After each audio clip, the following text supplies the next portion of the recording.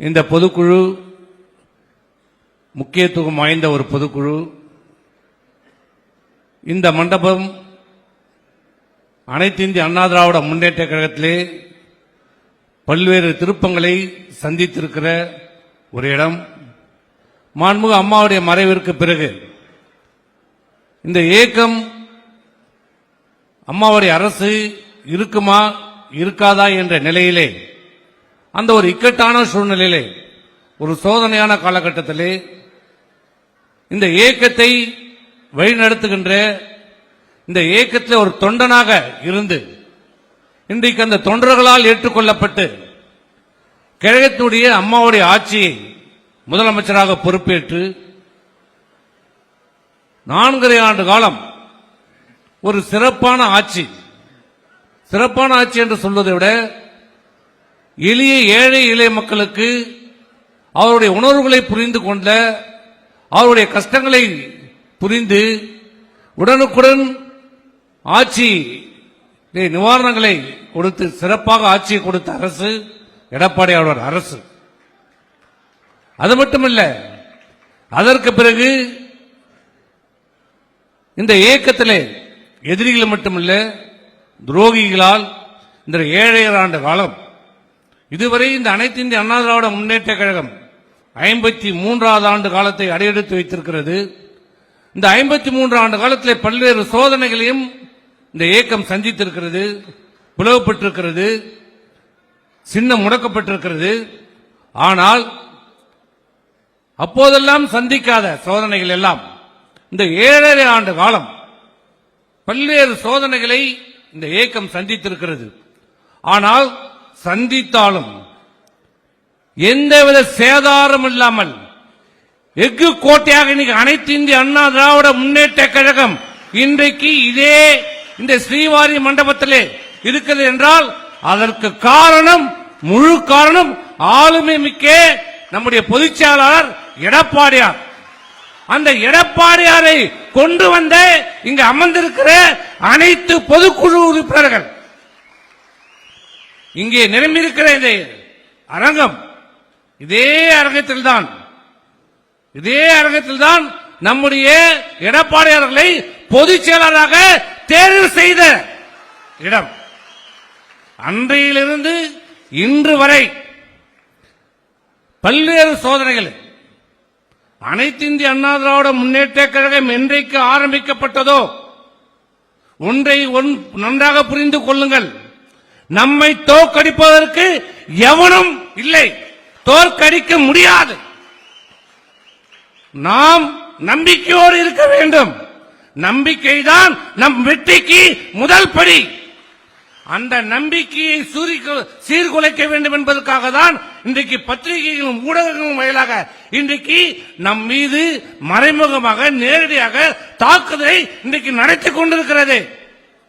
அதை நாம் ஓரங்கட்ட வேண்டும். பத்திரிகை நம்பி அனைத்து இந்திய அண்ணா திராவிட முன்னேற்ற கழகம் இல்லை, ஊடகத்தை நம்பி அனைத்து இந்திய அண்ணா திராவிட முன்னேற்ற கழகம் இல்லை.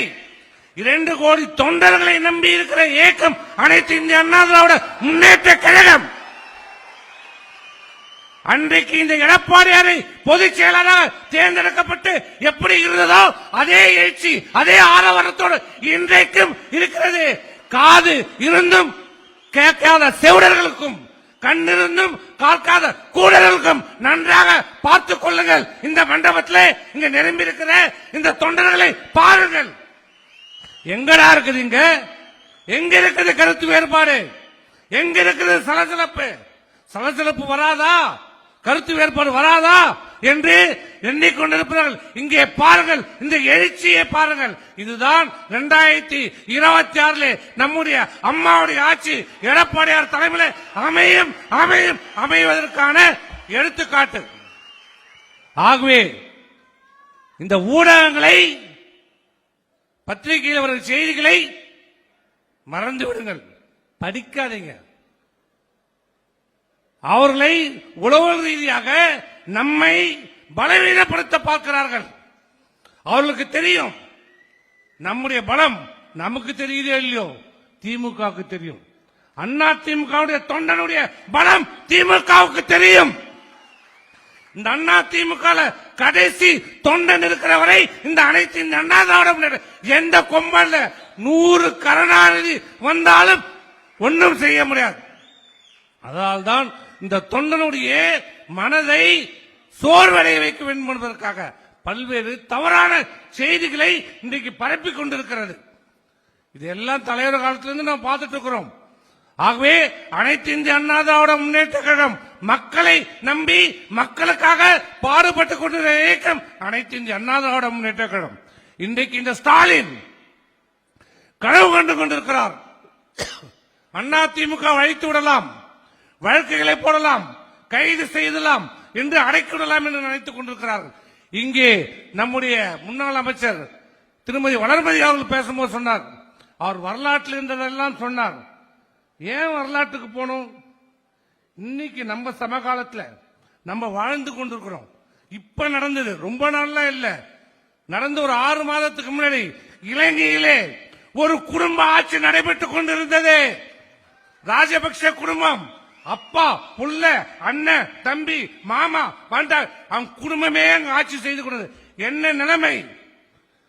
அவன் ஆண்டு கொண்டு வீடு பூந்து அடித்து நொறுக்கப்பட்டு நாட்டை விட்டு அகற்றப்பட்டது அந்த குடும்ப ஆட்சி. 6 மாதத்துக்கு முன்னாடி பங்களாதேஷ்ல ஷேக் ஹசீனா ஒரு குடும்ப ஆட்சி. இங்க எப்படி எதிர்கட்சிகளே இல்லாமல் செய்து விடுவேன் என்று கங்கணம் கட்டி கொண்டிருக்கின்ற கனவு காண்டு கொண்டிருக்கிற திரு ஸ்டாலின் அவர்களே, அங்க இதே நிலைமைதான்.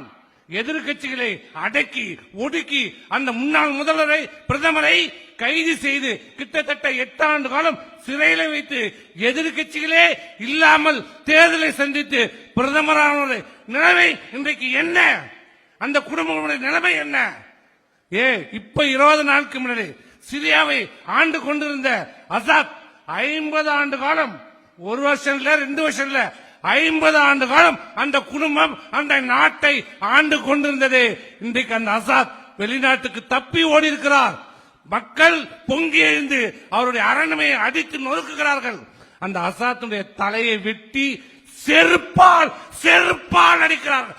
அந்த நிலைமை மக்கள் பொங்கி எழுந்தால், ஏற்கனவே எழுந்ததால் தான் உன் மீது சேரடிக்கப்பட்டது. மக்கள் பொங்கி விட்டார்கள், மக்கள் எழுந்து விட்டார்கள், மக்கள் எழுச்சி அடைந்து விட்டார்கள். அதனுடைய எடுத்துக்காட்டுதான் சேத்தால் அடித்து திருத்தப்பட்டார்கள். ஸ்டாலின் எங்க வந்தாரு? இன்றைக்கும் இந்த தமிழ்நாட்டை யார் ஆள்வது? எங்களுடைய பொதுச் செயலாளர் எதிர்க்கட்சி தலைவர் எடப்பாடியார். என்னடா ஆளுமை உனக்கு ஸ்டாலினுக்கு? என்ன ஆளுமை? புயல் வருகிறது என்று சொல்லுகிறார்கள், மரக்காணத்தை கடக்கும் என்று சொல்லுகிறார்கள். ஆனால் நீ எங்கே இருந்தாய்? சென்னையிலே மழையே இல்லாத சென்னையிலே படம் காட்டிக் கொண்டிருந்தார். எங்களுடைய எடப்பாடியார் விழுப்புரத்திற்கு வந்த பிறகுதான் இவனுக்கு சூடு சொரண வெக்க, அப்புறம் விழுப்புரத்துக்கு வருவாங்க. வந்து மக்களை சந்திச்சியா? ஒரு கல்யாண மண்டபத்தில் உட்கார வச்சுட்டு அங்க பார்த்துட்டு போற. மக்களை சந்திப்பதற்கு எப்போது நீ அஞ்சுகிறாயோ அப்போதே நீ தோத்துட்ட. அப்பயே நாங்க ஜெயிச்சிட்டோம். தேர்தல் தான். ஆகவே வருகை தந்திருக்கின்ற செயற்குழு பொதுக்குழு உறுப்பினர்கள், வரவிருக்கின்ற சட்டமன்ற தேர்தல் மீண்டும் அம்மாவுடைய அரசு நம்ம எடப்பாடியார் தலைமையில் அமைய வேண்டும் என்றால் அனைவரும் ஒற்றுமையாக செயல்பட வேண்டும், எழுச்சியோடு செயல்பட வேண்டும்.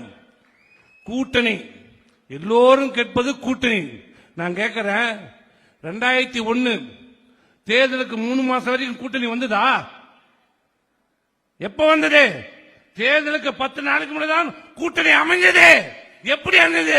இவர் வருவாரா அவர் வருவாரா என்று பேசிக் கொண்டிருந்தோம். கடைசியில் எல்லாரும் வந்தாங்க.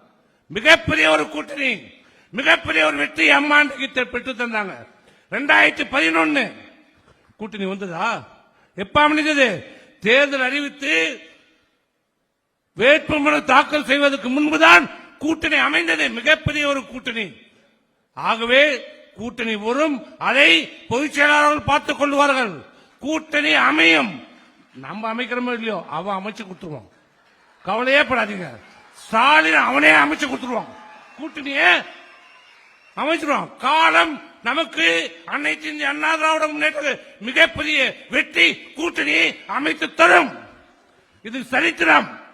எப்போதெல்லாம் அனைத்து இந்திய அண்ணா திராவிட முன்னேற்ற கழகம் சட்டமன்ற தேர்தலில் தோல்வியடைகிறதோ அடுத்த சட்டமன்ற தேர்தலில் மிகப்பெரிய வெற்றியை நாம் பெற்றிருக்கிறோம்.